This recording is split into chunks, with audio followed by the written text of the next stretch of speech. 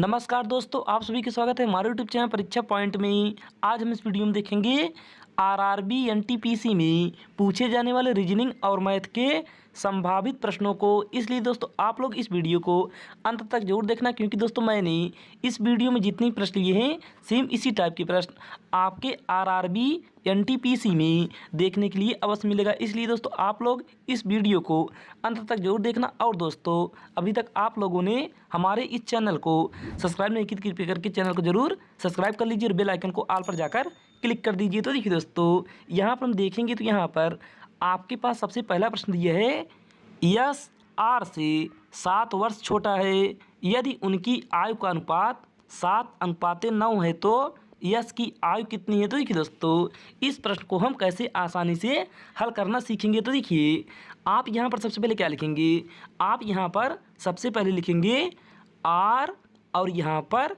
Yes. तो यहाँ पर हम देखेंगे तो यहाँ पर ऊपर दिया हमारे पास यस आर से 7 वर्ष छोटा है, यानी कि आर बड़ा होगा और यस छोटा होगा। तो यहाँ पर दोस्तों हम इन दोनों के बीच में यानी कि आर और यस के बीच में देखेंगे तो यहाँ पर 7 वर्ष का अंतर है। उसके बाद आगे यहाँ पर दिया हमारे पास यदि उनकी आयु का अनुपात 7:9 है, यानी कि दोस्तों यहाँ पर आर बड़ा है और यस छोटा है। तो यहाँ पर आर के नीचे होगा 9 और यहाँ पर अनुपात यस के नीचे होगा 7, क्योंकि यहाँ पर यस छोटा है और आर बड़ा है। उसी प्रकार से अनुपात को भी हम ऊपर नीचे करके लिखेंगे। अब यहाँ पर दोस्तों हम आगे देखेंगे तो यहाँ पर आगे हमारे पास अनुपात में यानी कि अनुपात में देखेंगे तो यहाँ पर अनुपात में अंतर दिया है 2 का, यानी कि 9 में 7 घटाएंगे तो यहाँ पर आएगा 2। उसके बाद वर्षों में यानी कि वर्षों में अंतर यहाँ पर दिया है 7 वर्ष। यहाँ पर दोस्तों 2 बराबर हो गया 7 वर्ष। तो यहाँ पर 1 बराबर कितना आएगा, यहाँ पर हम 1 बराबर करेंगे तो यहाँ पर होगा 7/2। उसके बाद यहाँ पर हमसे पूछा है यस की आयु। तो यहाँ पर दोस्तों हम यस की आयु यहाँ पर देखेंगे तो यहाँ पर अनुपात में दिया है 7, यहाँ पर हम गुणा कर देंगे 7 का, क्योंकि यहाँ पर यस का मान है 7। अब यहाँ पर दोस्तों हम 7 का गुणा 7 में करेंगे, यहाँ पर कितना आएगा 7×7 49, और 49 में अगर हम 2 से भाग देंगे तो यहाँ पर कितना आएगा, यहाँ पर दोस्तों होगा हमारा 24.5, यानी कि 24 वर्ष और 6 महीने, यानी कि यहाँ पर होगा हमारा 24.5 राइट आंसर। क्योंकि अगर हम 49 में 2 से भाग लगाएंगे तो यह जाएगा 2 दूनी 4 और यहाँ पर 2 चौक 8, यहाँ पर बचा 1, यह हो गया 10। यहाँ पर 0.5 यानी कि 2 पंचे 10, यानी कि 24.5 वर्ष होगा हमारा राइट आंसर, जो कि ऑप्शन नंबर डी में दी थी, हो जाएगा करेक्ट उत्तर। तो फिर चलिए दोस्तों, अगर आपको हमारा यह प्रश्न अच्छा लगा तो कृपया करके एक लाइक करिएगा और अपने उन दोस्तों के पास इस वीडियो को जरूर शेयर करिएगा जिन्होंने आरआरबी एनटीपीसी का फॉर्म अप्लाई किया है। तो चलिए अब हम देखते हैं प्रश्न संख्या 2 को। तो देखिए यहाँ पर दूसरा प्रश्न दिया हमारे पास, राम श्याम का भाई है और महेश राम का पिता है, जगत प्रिया का भाई है और प्रिया श्याम की बेटी है, महेश जगत से किस तरह संबंधित है। तो देखिए दोस्तों, यह हमारा रक्त संबंध पर आधारित प्रश्न दिया है, तो इसे हम कैसे आसानी से हल करना सीखेंगे। तो देखिए आप यहाँ पर सबसे पहले क्या बनाएंगे, आप यहाँ पर सबसे पहले बनाएंगे राम श्याम का भाई है, तो यहाँ पर हम बनाएंगे राम को और यहाँ पर बनाएंगे हम श्याम को। और राम श्याम का भाई है तो राम होगा चतुर्भुज में और श्याम का भी जेंडर क्लियर नहीं कि यह पुरुष है कि महिला, क्योंकि दोस्तों अगर आपके प्रश्न में किसी का भी जेंडर क्लियर नहीं है तो आप उसे पहले से ही उसका जेंडर क्लियर नहीं कर सकते, क्योंकि दोस्तों यहाँ पर नाम से यानी कि रीजनिंग के प्रश्न में नाम से कोई मतलब नहीं होता। तो यहाँ पर दोस्तों अगर पुरुष होगा तो उसे दर्शाएंगे हम चतुर्भुज से और महिला रहेगी तो उसे दर्शाएंगे हम वृत्त से। उसके बाद आगे फिर यहाँ पर दिया है और महेश राम का पिता है, यानी कि जो महेश है वह राम का पिता है, तो यहाँ पर महेश होगा ऊपर और यहाँ पर पिता है तो यह होगा चतुर्भुज में। उसके बाद आगे फिर यहाँ पर दिए हमारे पास जगत प्रिय का भाई है, तो यहाँ पर दोस्तों देखेंगे तो यहाँ पर ना तो जगत है न ही प्रिय है। उसके बाद आगे फिर यहाँ पर दिया है प्रिय श्याम की बेटी है, यानी कि जो प्रिय है वह श्याम की बेटी है, तो यहाँ पर प्रिय आ जाएगी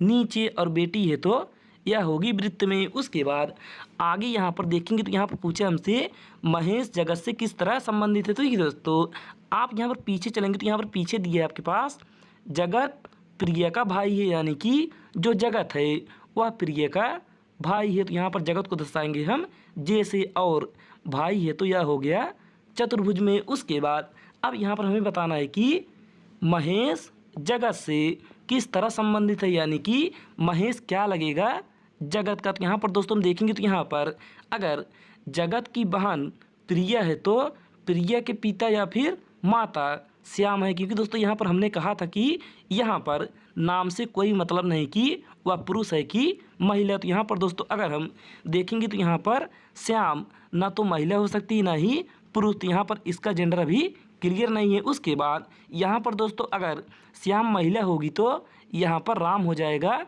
उसका भाई, और श्याम अगर पुरुष होगा फिर भी उसका भाई राम होगा। उसके बाद आगे यहाँ पर देखेंगे तो यहाँ पर राम का पिता मोहन है, यानी कि दोस्तों यहाँ पर राम का पिता महेश है। तो यहाँ पर दोस्तों क्या लगेगा, यहाँ पर जे का लगेगा जे का लगेगा महेश दादा या फिर नाना, क्योंकि दोस्तों अगर यश महिला हो जाएगी तो वहाँ पर हो जाएगा नाना, और यश अगर पुरुष रहेगा तो वहाँ पर हो जाएगा दादा, यानी कि दोस्तों यहाँ पर ऑप्शन ए होगा हमारा राइट आंसर, यानी कि प्रश्न संख्या 2 का ऑप्शन ए होगा करेक्ट उत्तर। तो फिर चलिए अब हम देखते हैं प्रश्न संख्या 3 को। तो देखिए दोस्तों यहाँ पर तीसरा प्रश्न हमारे पास सरल कीजिए, यानी कि दोस्तों यहाँ पर नीचे हमारे पास एक समीकरण दी है और हमें इसे सरल करना है। तो देखिए आप किसी भी समीकरण को सरल करने से पहले आपको बॉड मास का रूल आना चाहिए। तो यहाँ पर दोस्तों बॉड मास का रूल क्या होता है, बॉड मास का रूल होता है कि सबसे पहले आप ब्रैकेट को हल करेंगे, अगर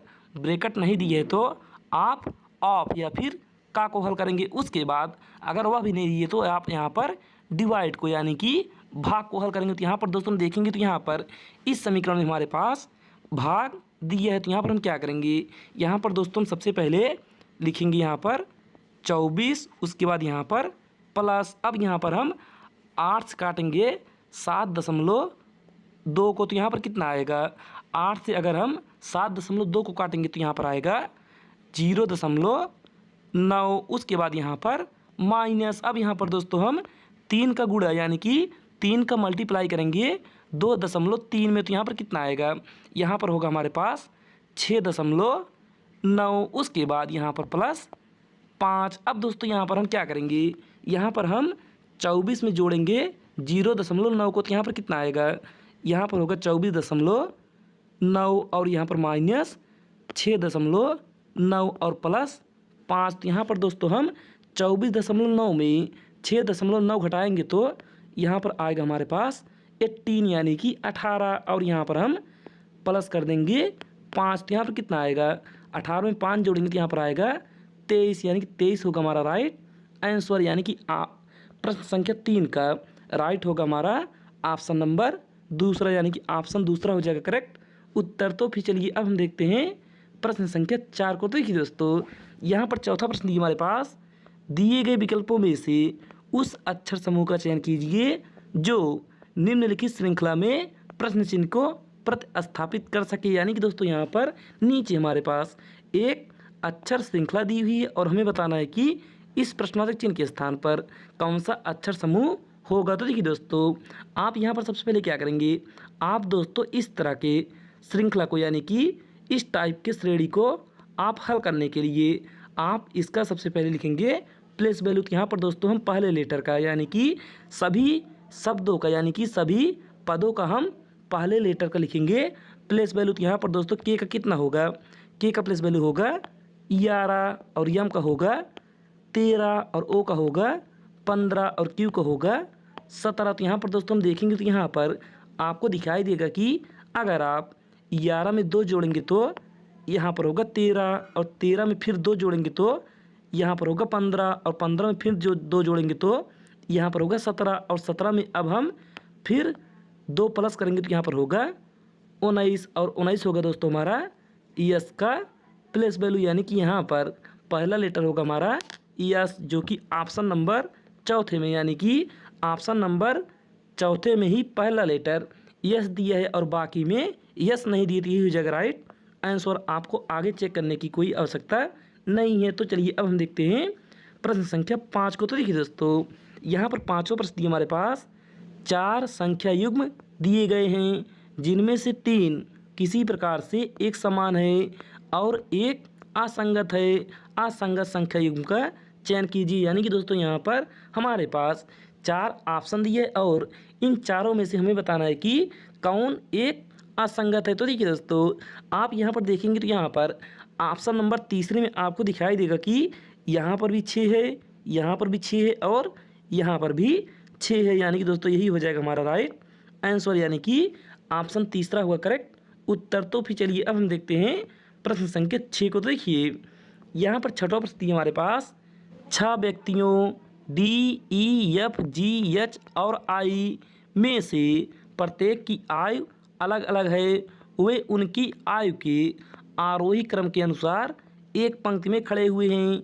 यफ ई से बड़ा है तो यहाँ पर दोस्तों हम सबसे पहले बनाएंगे यफ जो है वह ई से बड़ा है, तो यहाँ पर दोस्तों हम बनाएंगे यफ को, और यफ बड़ा है, यफ जो है ई से बड़ा है तो यहाँ पर यफ की ओर मुंह खुला होगा और यहाँ पर होगा ई। यानी कि दोस्तों इसे हम पढ़ेंगे तो यह होगा हमारा यफ ग्रेटर देन ई। उसके बाद आगे फिर यहाँ पर दिए हमारे पास लेकिन डी से छोटा है, यानी कि जो यफ है वह डी से छोटा है, तो यहाँ पर दोस्तों यफ की ओर मुंह बंद होगा और डी की ओर मुंह खुला होगा। तो ऐसे पढ़ेंगे हम डी ग्रेटर देन यफ। उसके बाद आगे फिर यहाँ पर दिया है डी आई से छोटा है, यानी कि जो डी है वह आई से छोटा है, तो यहाँ पर फिर हमारा डी की ओर मुंह बंद होगा और आई की ओर खुला होगा। इसे पढ़ेंगे हम आई ग्रेटर देन डी। उसके बाद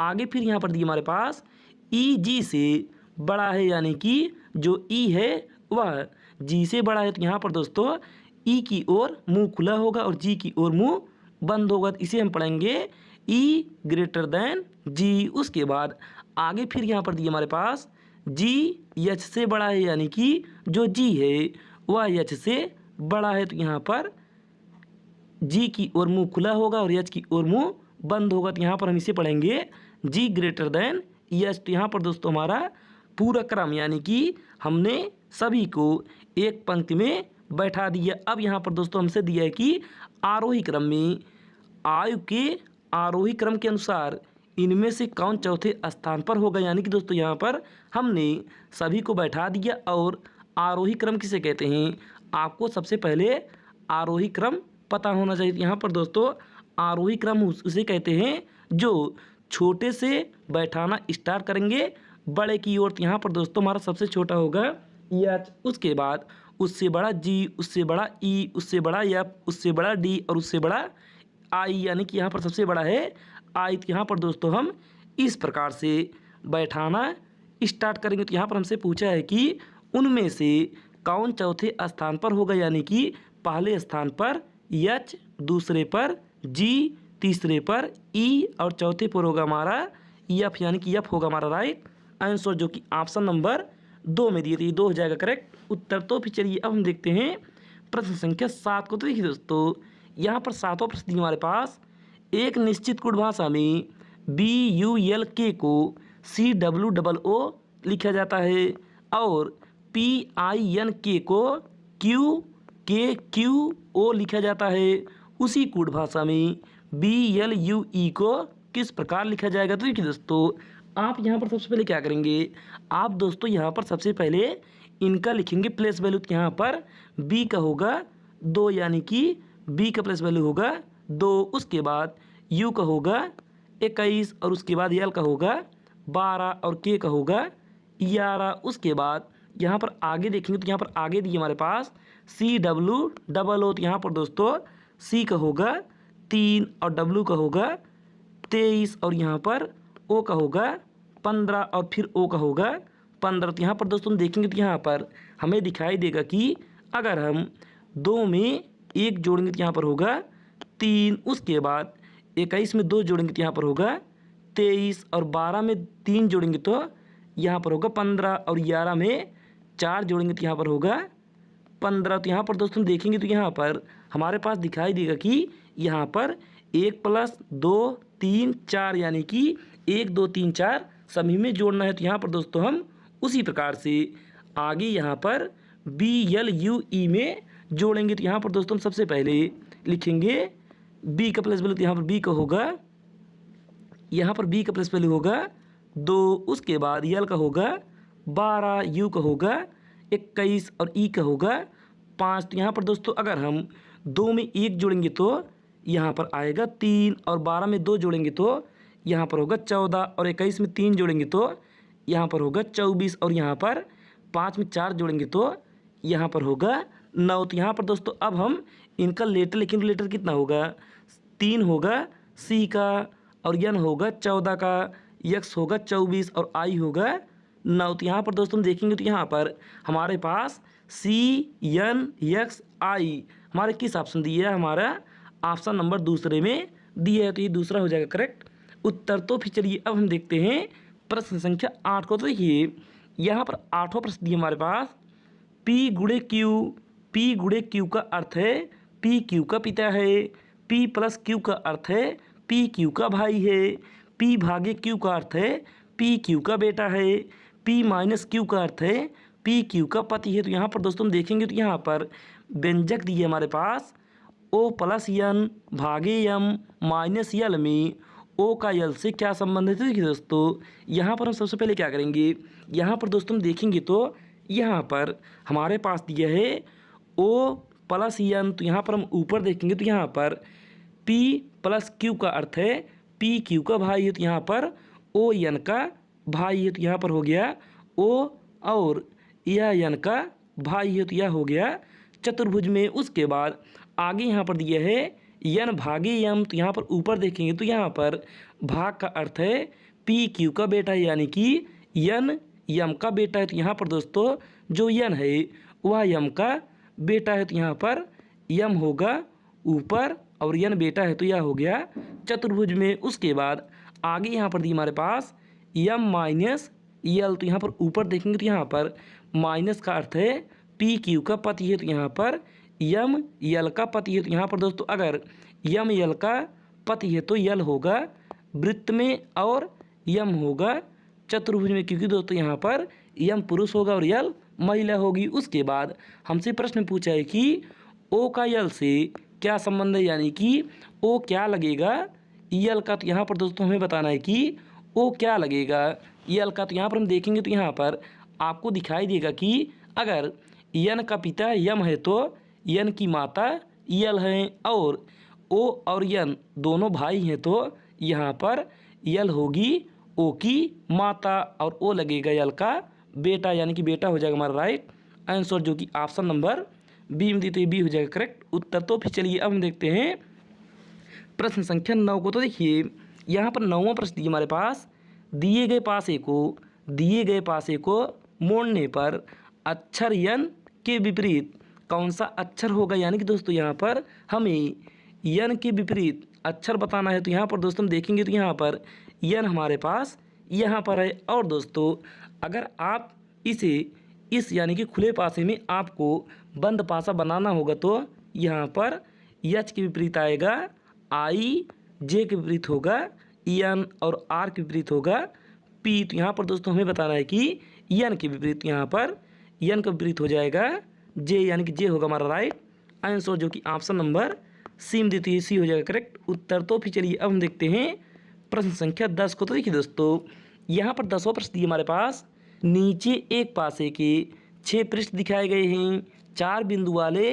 पृष्ठ के विपरीत कौन सा होगा। यानी कि दोस्तों यहाँ पर हमें बताना है कि 4 बिंदु वाले पृष्ठ के विपरीत कौन सा पृष्ठ होगा। तो देखिए दोस्तों आप यहाँ पर देखेंगे तो यहाँ पर आपके पास एक पासे की 2 स्थितियाँ नीचे दी हुई हैं और आपको बताना है कि 4 बिंदु वाले पृष्ठ के विपरीत कौन सा पृष्ठ होगा। तो देखिए दोस्तों आप यहाँ पर सबसे पहले क्या करेंगे, आप इन दोनों पासों में ढूंढेंगे कोई एक सतह कम से कम कॉमन होनी चाहिए। तो यहाँ पर दोस्तों हम देखेंगे तो यहाँ पर हमारे पास 2 सतह कॉमन है, यानी कि यहाँ पर भी 5 बिंदु है और यहाँ पर भी 5 बिंदु है। उसके बाद यहाँ पर 1 बिंदु है और यहाँ पर भी एक बिंदु है। अगर दोस्तों यहाँ पर एक पासे की दो सतह कॉमन है तो यहाँ पर जो सतह बचेगी वही एक दूसरे की विपरीत होगा। तो यहाँ पर दोस्तों हम देखेंगे तो यहाँ पर हमारे पास दो बिंदु बचा है और यहाँ पर चार बिंदु। यहाँ पर हमें बताना है चार बिंदु के विपरीत। यहाँ पर चार के विपरीत हो जाएगा